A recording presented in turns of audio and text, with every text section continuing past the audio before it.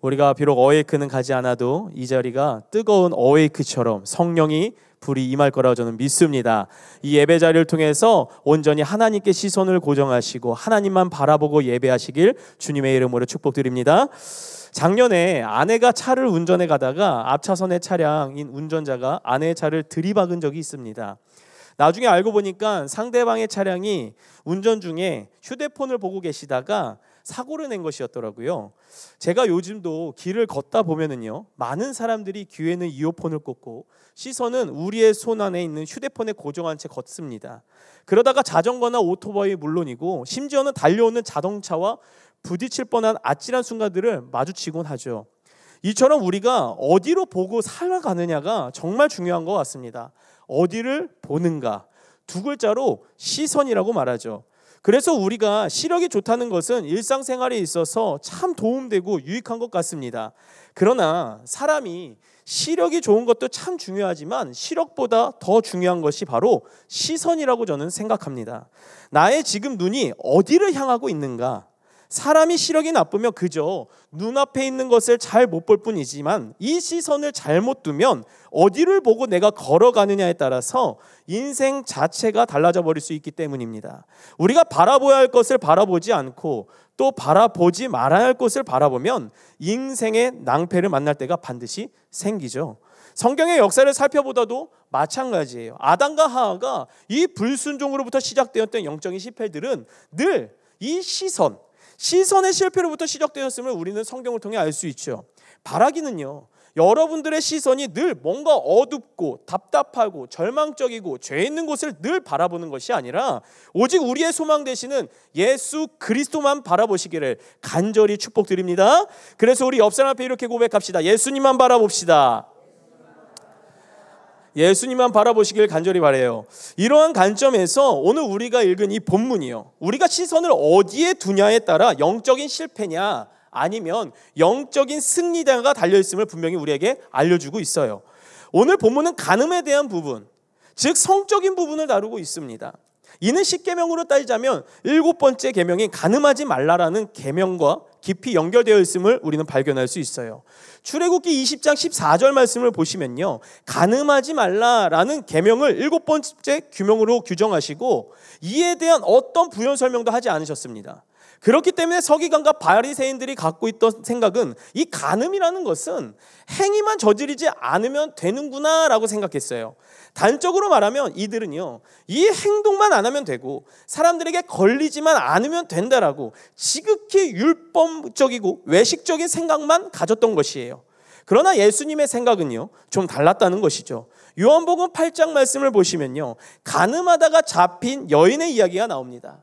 그 말씀을 보면 서기관과 바리새인들이 간음하다가 잡힌 여인을 데리고 예수님 앞에 굳이 끌고 와서 질문을 합니다. 선생님, 이 여자가 간음하다가 현장에서 잡혔는데 모세의 율법에 의하면 돌로 쳐 죽이라고 되어 있습니다. 선생님, 이 일에 대해서 어떻게 하실 것입니까? 라고 질문을 하였을 때 예수님께서 뭐라고 대답하셨습니까? 너희 중에 죄 없는 자가 먼저 돌로 쳐라, 이렇게 말씀하셨어요. 이 말씀을 무엇을 의미합니까?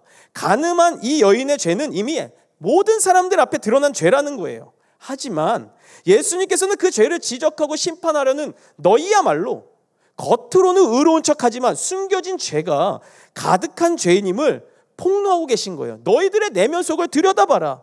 오늘 본문 말씀에 나타난 예수님의 관점 역시 이 사건과 동일합니다. 예수님은 단지 겉으로 드러난 행위의 죄 문제만을 다루고 있는 것이 아니에요. 그분이 보시는 것은요, 우리의 깊은 내면에 감추어진 이 마음의 은밀한 죄까지도 예수님은 드러난 죄와 동일하다라고 오늘 본문을 통해서 분명히 우리에게 말해주고 있습니다. 오늘 본문 27절과 28절을 보시겠습니다. 27절은 제가, 28절은 여러분들이 읽겠습니다. 또 간음하지 말라 하였다는 것을 너희가 들었으나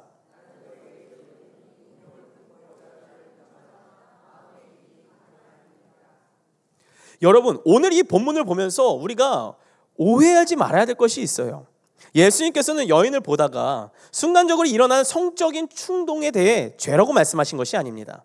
성적인 욕망은 그 자체 죄가 아니라는 거예요. 왜냐하면 하나님께서 성을 만드실 때 성적인 욕망을 인간에게 선물로 주셨기 때문에 그렇습니다.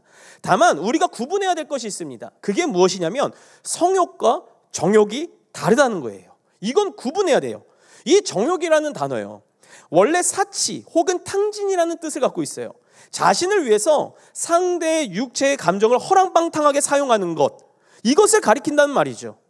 다시 말해서 정욕이란 지극히 이기적인 욕망이라고 말할 수 있습니다. 그것이 자신의 만족을 위해서 상대의 육체와 정서를 이용하는 것이기 때문에 그래요. 그러니까 이 정욕은요, 상대방을 비인격적인 대상을 대하고 있는 것을 말할 수 있어요. 그래서 예수님이 오늘 본문을 통해 뭐라고 말씀하고 계십니까? 여자를 볼 때 음란한 눈으로 바라보는 이것은 이미 음란한 마음을 동기를 가지고 여자를 봤다라는 거예요. 이것은 마치 본능적이고 예기치 못한 갑작스럽게 찾아온 돌발적인 욕구가 아니라는 거죠. 오히려 이는 이미 음란한 마음의 동기, 즉 상대를 도구화하려는 적극적인 죄의 의지인 정욕을 품고 바라본 행위를 말하는 것입니다. 그렇기 때문에 그것이 아직 행동으로 옮겨지지 않았다고 해서 문제가 되지 않는 것이 아니라는 겁니다. 아무도 모르고 피해보지 않았다고 해서 괜찮아 라고 말할 수 있는 것이 아니라는 거예요. 여러분, 우리가 마음속에 누군가를 향해 분노와 미움이 가득 품고 있고 그것이 겉으로 폭언으로 폭력으로 터져 나오진 않았지만 죄가 아닐까요? 죄 맞습니다. 예수님은 마음의 동기부터 이미 죄라고 말씀하신다는 거예요. 여러분, 이 죄라는 거요, 헬라어로 하마르티아라고 부르고 있습니다. 이 단어의 뜻은요, 화살의 관역을 빗나간 상태를 의미한다는 거예요. 그러니까 죄란 어떤 구체적인 행동이나 행위 이전에 이미 하나님 말씀이라는 정확한 관역으로부터 벗어난 상태, 그 자체가 우리의 근본적인 죄악이라고 성경은 말해주고 있죠. 그렇기 때문에 모든 죄악의 시작은 바로 이곳에서부터 시작됩니다. 우리 한번 따라해 볼게요. 마음으로부터 시작된다. 죄악은요, 어디로부터 시작되냐면 마음으로부터 시작된다는 거예요. 맞습니다. 결국 우리의 신앙생활은 이 마음의 싸움이라는 것이에요. 그래서일까요? 잠언서 4장 23절 말씀은 이 진리를 우리에게 잘 알려주고 있습니다. 우리 잠언 4장 23절 말씀 다 함께 우리 화면 보면서 읽도록 하겠습니다. 모든 지킬 만한 것 중에 더욱 내 마음을 지키라. 생명의 근원이 이에서 남이니라. 여러분, 잠언 말씀에 분명히 말해주고 있지 않습니까? 우리 각자의 마음의 생명의 근원이 있다라는 거예요, 없다라는 거예요? 있다라는 거예요. 그렇기 때문에 하나님께서는 우리의 인생에서 그 어떤 것보다도 너 더욱 네 마음을 지키라고 명령하는 것이죠. 그렇다면 우리의 마음을 지키지 못할 때 어떤 일이 벌어질까? 영적인 생명을 잃어버리게 된다는 거예요. 우리의 마음은요, 사단의 공작소가 한순간에 돼버린다는 것입니다. 사단이 원하는 대로 원하는 만큼 일할 수 있는 그의 은밀한 작업장같이 되어지더라는 겁니다. 결국 우리의 마음 안에 오래 품었던 것, 그 죄악은요, 반드시 행동으로 나타나게 되어 있어요. 사단은요, 매우 영리해요. 모세의 율법을 들었던 유대인들과 바리새인들을 보세요. 지금 그들의 행위가 사람들 앞에서 적당히 통제된 것을 지금 자기의 의로 삼고 더 나아가 하나님의 말씀을 이용하고 있습니다.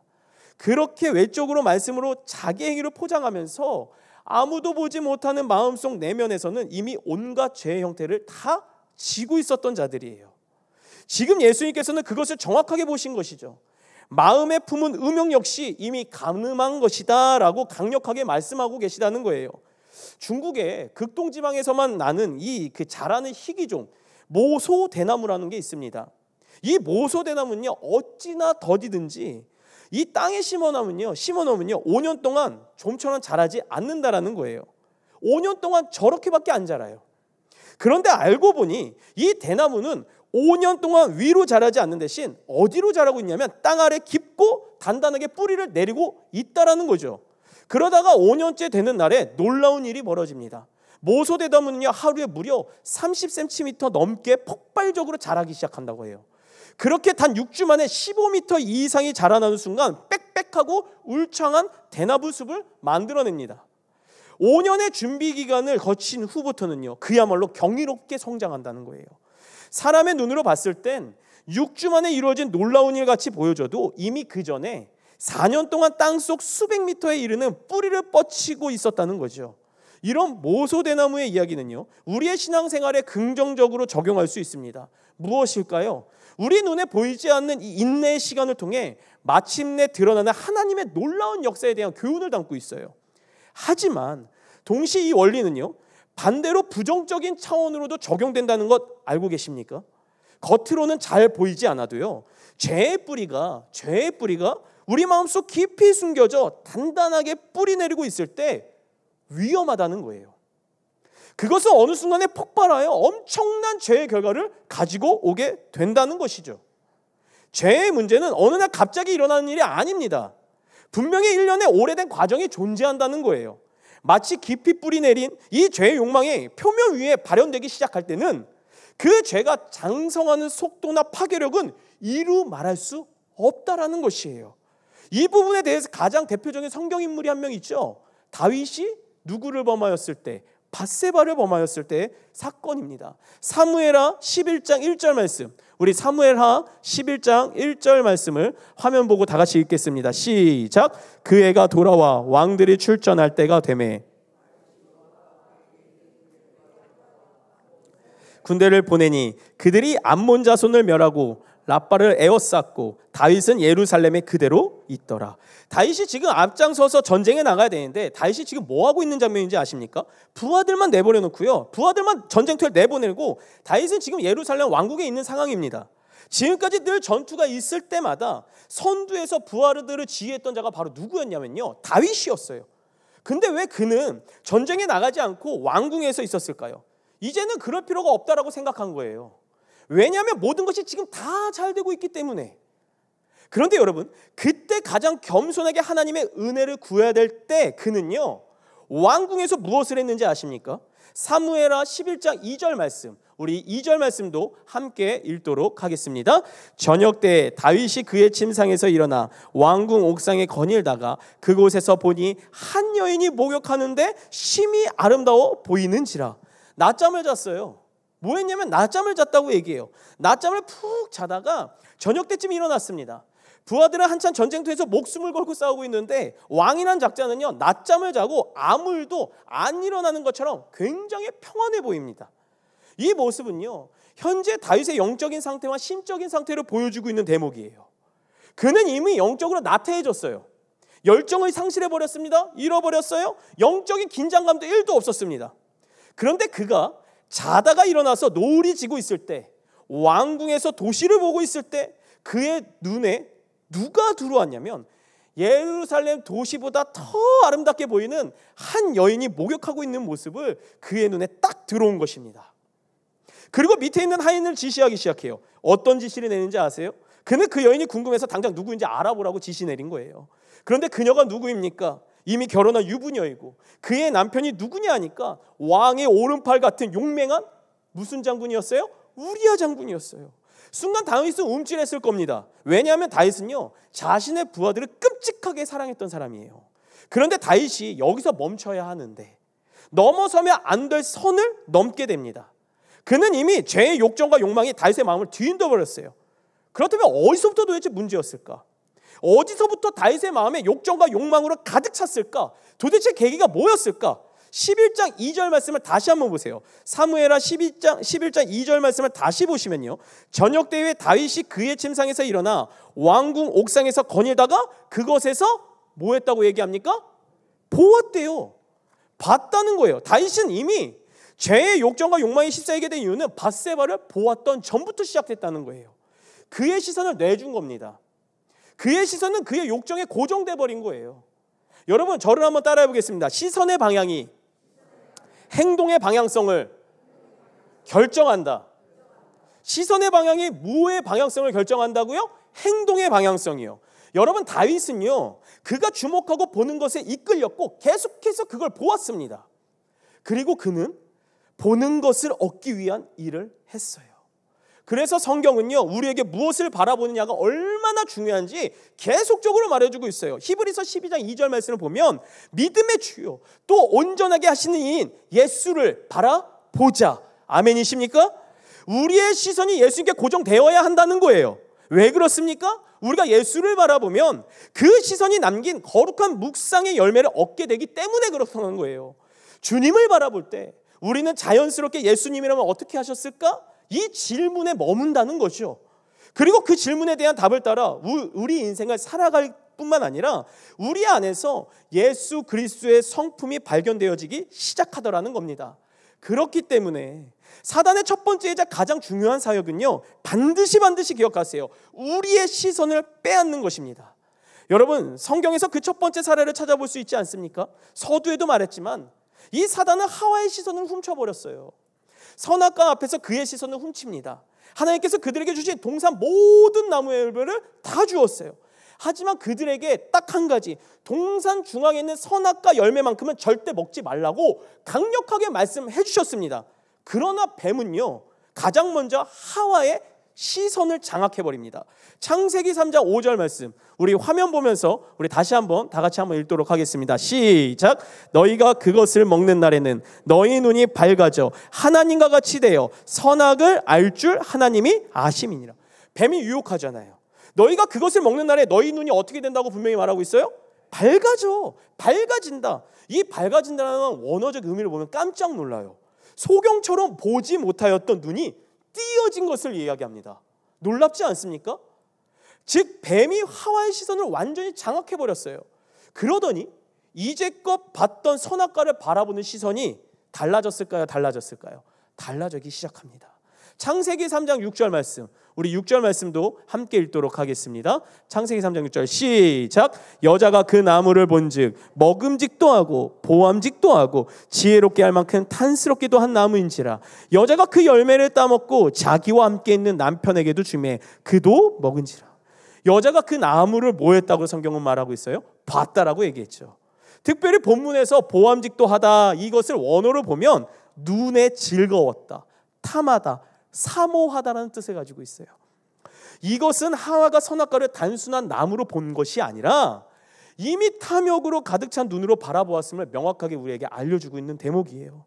사랑하는 성도 여러분, 이것이 바로 사단의 전략입니다. 사단은 우리의 시선의 호기심을 자꾸 자극하게 만듭니다. 우리의 보는 것을 장악해서 그것을 욕망의 호기심으로 붙잡고 절대로 놓치지 못하도록 만들어버린다는 거예요. 언제까지일까요? 전부를 잃어버릴 때까지 멈추지 않는다는 거죠. 그것이 바로 우리의 육의 본능이자 정욕의 본질이라는 것입니다.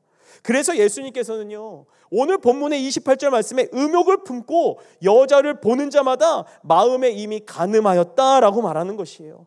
특별히 여기서 음욕을 품고 여자를 보고라는 부분에서 이 본다라는 표현이 영어 성경 킹 제임스 버전에서 어떻게 이야기하고 있냐면 룩스 온이라고 번역하고 있습니다.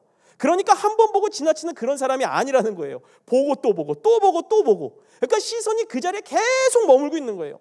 예쁜 여자를 순간적으로 볼 수 있죠. 저는 아닙니다. 저는 오직 제 아내만 봅니다. 근데 예쁜 여자를 보면 순간적으로 보는 사람이 있다더라. 근데 예쁘니까 보는 거예요. 그런데 보고 또 보는 것, 거기에 응시하는 것, 마음을 두고 시선을 두는 것, 이것이 여자를 보고 음욕을 품는다 해서 본다라는 표현이에요. 근데 여자뿐일까요? 그렇지 않다는 거예요. 남자도 동일하다는 거예요. 지나가다가 멋있는 남자 보면은 우리 여기 계시는 분은 아니시겠지만 혹여나 보고 또 보고 잘생겼다. 와 이러는 분들이 분명히 있다는 것이죠. 그러니까 의도적으로 계속 자꾸 보면 이게 죄를 짓는 통로로 가게 되더라는 겁니다. 다윗 또한 목욕하는 밧세바를 보자마자 어떻게 했습니까? 유심히 바라봤어요. 그리고 그 죄를 주목했어요. 심지어 묵상합니다. 결국 어떻게 된 줄 아십니까? 죄를 범할 뿐 아니라 자신의 오른팔인 우리아 장군을 죽음으로 내모는 살인자가 돼버렸다는 것입니다. 그래서 예수님께서 오늘 보면 29절과 30절 말씀에 이렇게 말씀하시는 거예요. 29절은 제가, 30절은 여러분들이 읽겠습니다. 만일 내 오른 눈이 너로 실족하게 하거든 빼어내버리라. 내 백체 중 하나가 없어지고 온몸이 지옥에 던져지지 않는 것이 유익하며.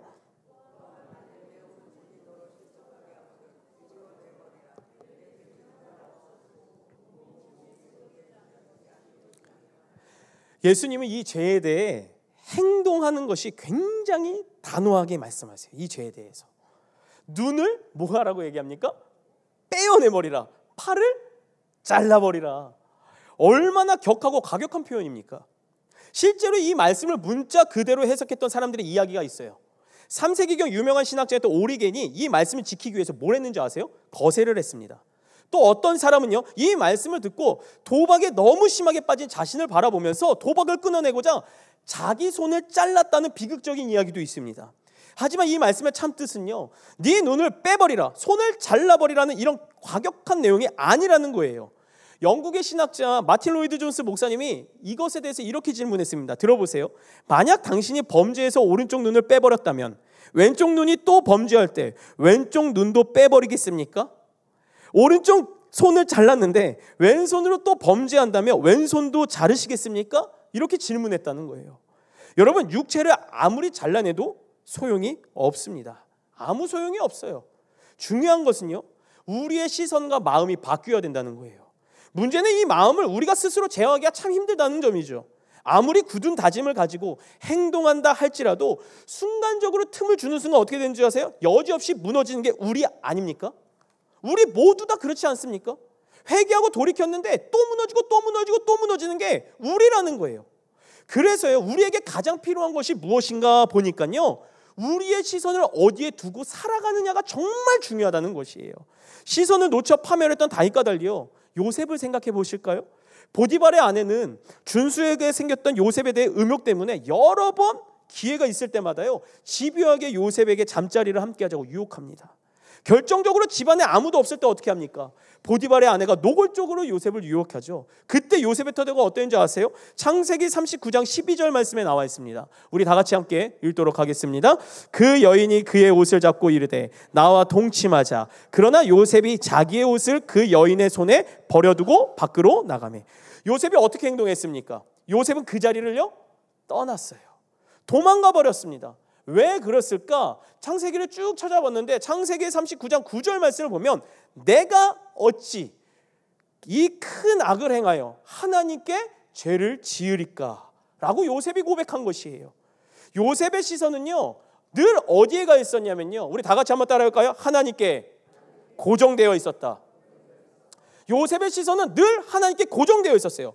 이거를 코람데오의 신앙을 가지고 있었다라는 거예요. 코람데오가 무엇입니까? 하나님 앞에서 사는 삶.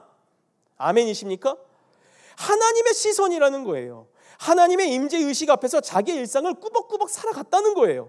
그래서 요셉의 내용을 다루고 있는 이 창세기 39장 말씀을 보면은요, 요셉 곁에 계속적으로 붙는 수식어가 하나가 있습니다. 우리 한번 화면을 통해서 한번 볼까요? 창세기 39장 2절 여호와께서 요셉과 뭐 하심으로? 함께 하심으로. 39장 3절 그의 주인이 여호와께서 그와 뭐 하심을? 함께. 창세기 39장 21절 여호와께서 요셉과 뭐 하시고? 창세기 39장 23절 여호와께서 요셉과 함께 하시며. 아멘이십니까? 요셉에게 주군장창 붙었던 수식어가 뭐예요? 여호와께서 그와 함께 하셨다. 요셉은 하나님이 자신과 함께 하심을 분명히 알았어요. 그 확고한 코람데오의 믿음으로 그의 시선은 늘 하나님께 고정되어 있었습니다. 그렇기에 그는요, 육체의 욕망 앞에서 죄를 짓지 않고 승리할 수 있었다라는 것이에요. 그래서일까요? 우리의 연약한 시선을 지키기 위해 우리는 날마다 이 시편 119편 37절 말씀을 가지고 똑같이 기도해야 된다고 저는 생각합니다. 시편 119편 37절 말씀 우리 다 함께 읽도록 하겠습니다. 시작. 내 눈을 돌이켜 허탄한 것을 보지 말게 하시고 주의 길에서 나를 살아나게 하소서. 아멘이십니까? 우리의 기도가요, 하나님 나의 눈이 허탄한 곳을 제발 바라보지 않게 하시고 하나님만 바라보고 하나님 말씀만 바라보고 하나님의 인도하심을 바라보는 내가 되게 해달라고 우리는 기도해야 된다는 것이에요. 이것이야말로 우리가 넘어지지 않고 승리하는 비결임을 반드시 깨달으시길 바랍니다. 그렇다면 우리의 시선을 하나님께 두기 위해서 무엇이 가장 필요할까? 바로요, 오늘 땡 잡으셨습니다. 이 비결을 여러분들에게만 알려드리겠습니다. 우리 다 같이 한번 따르겠습니다. 성령의 도우심. 성령의 도우심이 필요하다는 거예요.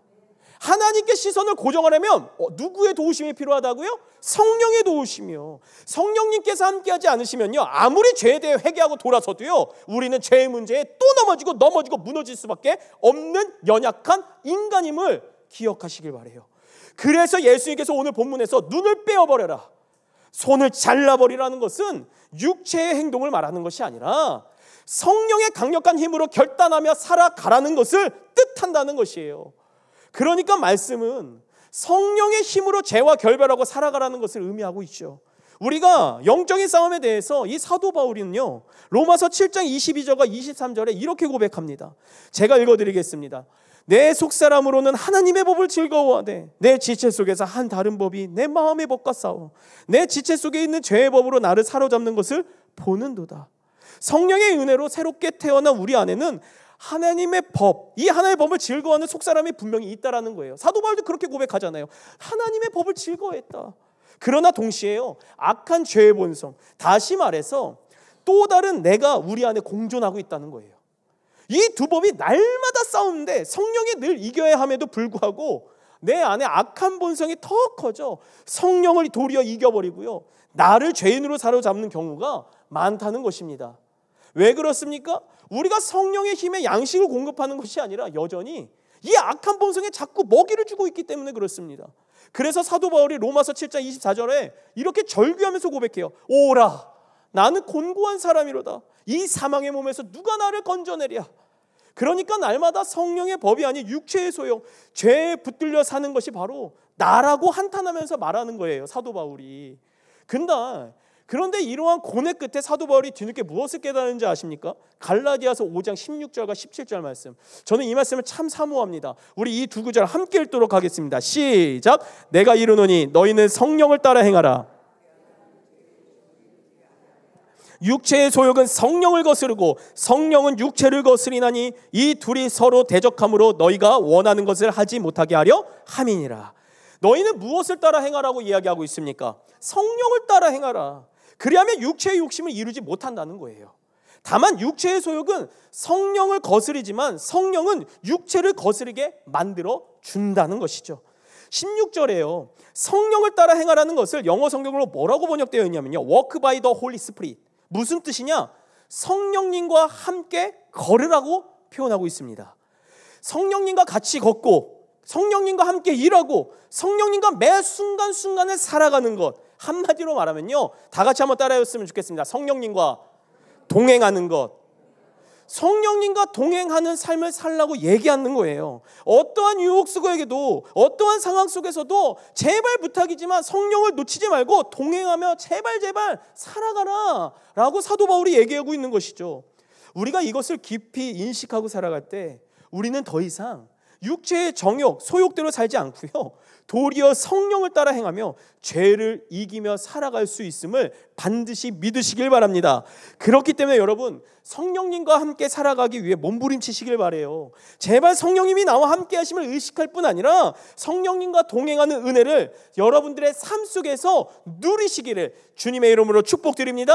그렇다면 성령님을 의식하는 방법, 성령님과 함께 동행하기 위해서는 어떻게 해야 될까? 그것은요, 믿음의 장소에 자꾸 나아가는 것이에요. 믿음의 사람들을 자꾸 만나는 것이고요, 내 주위를 믿음의 환경으로 만들어버리는 거예요. 그렇기 때문에 여러분, 우리에게 삶의 예배가 굉장히 중요하다는 것입니다. 삶의 자리에서 하나님의 말씀을 보는 게 정말 중요한 거예요. 삶의 자리에서 하나님과 기도하는 게 정말 중요한 거예요. 삶의 자리에서 걸어갈 때마다 하나님의 말씀과 찬양을 듣는 것이 굉장히 중요하다는 사실입니다. 제가 청소년 아이들한테 이런 설교를 한번 한 적이 있습니다. 하나님과 동거하지 말고 제발 동행해라. 동거는요, 특정한 장소에서 특정한 상황에서만 만나는 거예요. 근데요, 하나님과 특정한 상황과 특정한 환경이 뭡니까? 수요 예배, 금요 기도회, 주일 예배겠죠. 근데 여러분들의 삶의 자리에서 하나님을 만나고 살아가고 계십니까? 우리가 교회에서만 하나님과 교제하는 게 중요한 게 아니라는 거예요. 삶의 자리에서도 하나님과 교제하는 게 정말 중요하다는 것입니다. 왜 그렇습니까? 성령을 따라 행하기 위해서, 성령님과 동행하기 위해서 그런 삶을 살아가야 되더라는 것이에요. 그렇기 때문에 여러분, 우리들의 삶의 예배가 필요합니다. 믿음의 공동체와 믿음의 교제가 필요하다는 거예요. 우리가 우리의 환경을 이렇게 만들다 보면요, 성령께서 나와 함께하고 계심을 분명하게 인식하게 됩니다. 그때 우리는 비로소 성령을 따라 행할 수 있는 삶을 살게 될 뿐 아니라 하나님이 기뻐하시는 마음의 기준을 따라 거룩한 삶을 살아갈 수 있다는 것이에요. 결국 오늘 본문을 통해 예수님께서 말씀하시는 메시지가 무엇입니까? 우리의 눈과 손을 거룩과 성결로 지켜야 된다는 것이에요. 우리의 눈의 거룩을 지키는 것이 곧 우리의 손의 성결을 지키는 출발점이 될 것이다라고 우리에게 얘기해 준다는 거죠. 그렇다면 이것을 어떻게 지킬 수 있을까? 바로 성령님과 동행함을 통해서 지킬 수 있음을 반드시 기억하시길 바랍니다. 여러분 한 분 한 분은요, 주님이 거하시는 거룩한 성전입니다. 아멘이십니까? 매일의 삶 속에서 성령님이 내 안에 온전히 거하시도록 믿음의 공간을 만들기 위해 몸부림치시길 바랍니다. 우리가 그렇게 노력하며 살아갈 때 오늘도, 아니 평생의 삶 속에서 성령을 따라 행하는 우리들의 삶이 만들어질 뿐 아니라 성령의 도우심으로 육체의 소욕을 이기는 승리가 우리 가운데 현실이 될 거라고 저는 믿습니다. 바라기는요, 삶의 자리에서 육체의 소욕을 이기기 위해 요셉처럼 나와 함께 하시는 그 하나님을 의식하며 살아가시기를 간절히 바랍니다.